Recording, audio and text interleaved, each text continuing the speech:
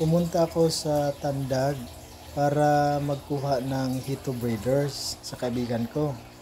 Kasi mag-attempt na ako ng pang third breeding nila. So, itong kaibigan ko si Morris at isa ring ah, Hito Breeder. Kumuha ako ng dalawang babae at isang lalaking hito. Ayun, pag uwi ko, na kami mag-i-induce na kami. Si YP ang mag-i-inject ng babaeng hito, dalawang babaeng hito. Siya kasi ang naatasang taga-inject ng nurse namin. Obaprim pala yung ginagamit kong pang-inject instead of pituitary gland. So, ayan ang mga kahito. Dalawang siringilya or dalawang syringe yung ginamit namin para madali. Kasi dalawang hito yung i-injectan namin. So, ayun, 0.5 yung kinuha namin sa Obaprim. Hindi pa kasi kami gumagamit ng pituitary gland kasi mahirap magkuha ng pituitary gland, baka mahirapan tayo, kaya bumili tayo ng Obaprim. Around 700 pesos lang yan sa Shopee. Nag-order kami. So ayan na, kinukuha ko na yung hito para mag-i-inject na si YP. Mahirap talaga pagkuha ng basta malalaki yung mga hito. Mahirap kukunin sila. Ayun, kukunin ko yung isang babaeng buntis. Medyo nahirapan ako pagkuha kasi napakalikot, kaya gumagamit ako ng cloth.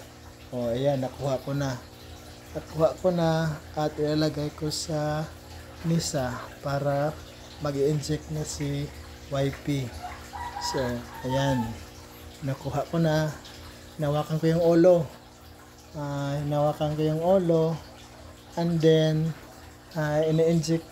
mag-i-inject na si YP sa batok, sa bandang batok ng, ayan, lumulokso pa. Natatakot na naman siya, YP. Natatakot na naman siya. Ano ba tong nurse na to? Matatakotin. Kinuha ko agad. Sabi ko, i-inject ka naman sa may batok. So, ini-inject. Yung nurse, matagal nag-i-inject.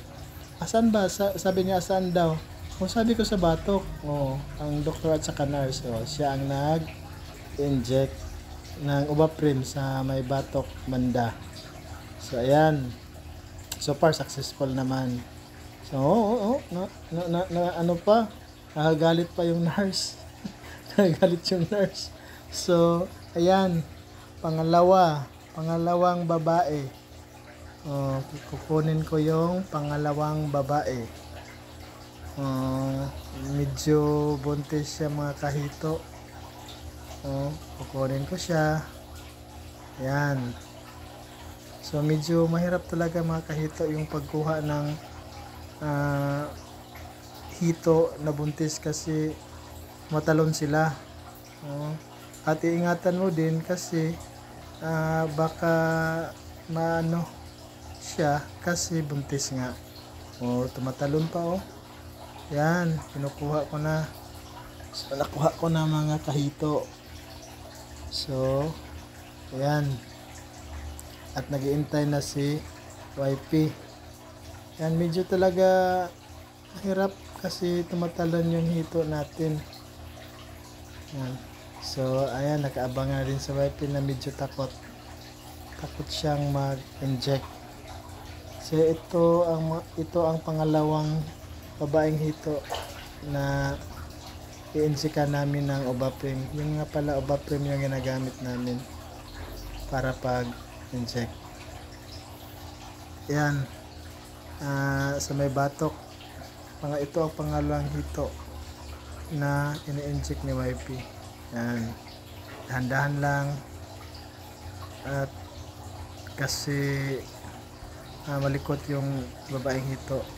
At saka ito na lang yung natira, yung lalaking hito. Yung lalaki kasi, yun ang sinasacrifice natin para kunan ng testis. O yan, mga kahito, ito yung ano nila, na-induce natin, ito yung mga itlog nila. Itlog ng dalawang babaeng hito. Na-induce na natin. And then, ito yung testis ng lalaki. At i-mix na natin siya. Kasama yung mga itlog ng mga babae. I-mix natin at gagamitan natin ng balhibo ng manok at lagyan natin ng sodium chloride para hindi magdikit. Yan, i-mix natin mga kahito. Yan, good to go na yan. Kailangan madalian talaga kasi 1 minute, within 1 minute maano mo na siya, malagay mo na sa tubig. So yan mga kahito, medyo healthy yung ano natin, yung hito natin at madaming itlog. Healthy yung eggs kasi medyo golden siya, gold yung color. Mix na siya dahil after 4 days mga kahito, ito na yung magiging resulta. After 4 days yan, lagyan ng aerator para ma-maintain yung kalinisan ng tubig at sa merong oxygen. Ito na yung resulta after 4 days. And then lagyan, dapat naka-running water siya para malinis yung tubig mga kahito. So after mga 10 days, matawag na talaga siyang fingerlings mga kahito.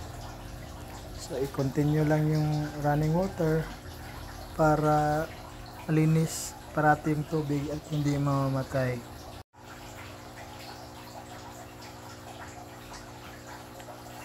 Mga kahito, dapat talaga malinis yung tubig.